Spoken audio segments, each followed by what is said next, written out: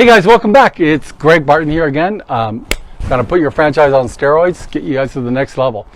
This week, we're talking about 3 free tips. If you're out there looking for a franchise, right? Is it a scary thing to do? Absolutely. Is it confusing? Absolutely. Are there a lot of choices out there? Absolutely. Is there a ton of noise? Absolutely. Let me help cut down some of that noise and let me help get to the focus on what you should be looking for, most importantly, what you should avoid. So, tip number 1, I want to talk to you about making sure that you're looking to buy a branded franchise, so a legitimate franchise brand.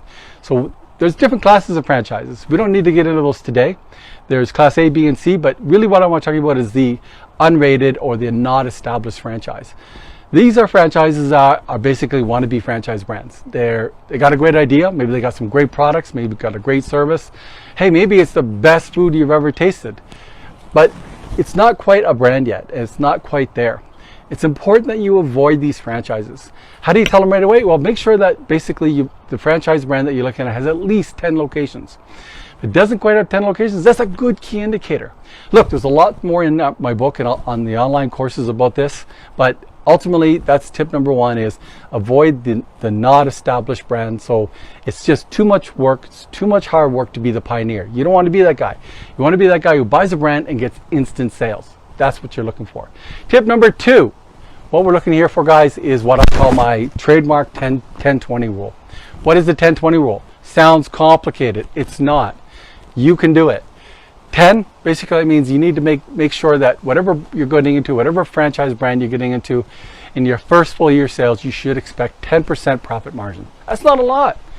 10% is not a big expectation, but if the performa, the financials that you're looking at, doesn't show that you can make 10%, that should raise a red flag right away.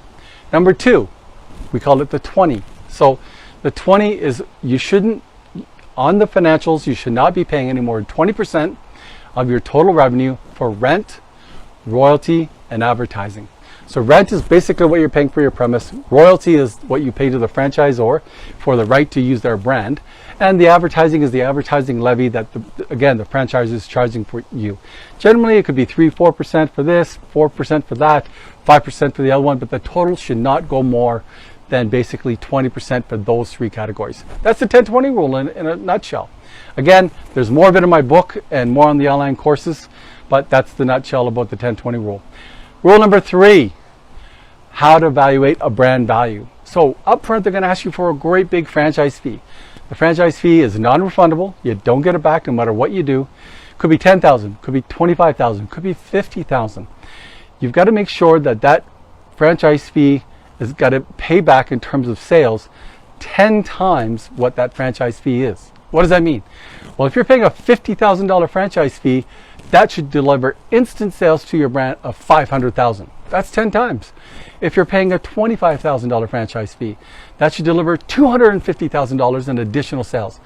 Rather than if you open up a branded sub shop, you're paying $25,000, it should deliver $250,000 in instant sales the day you open your doors.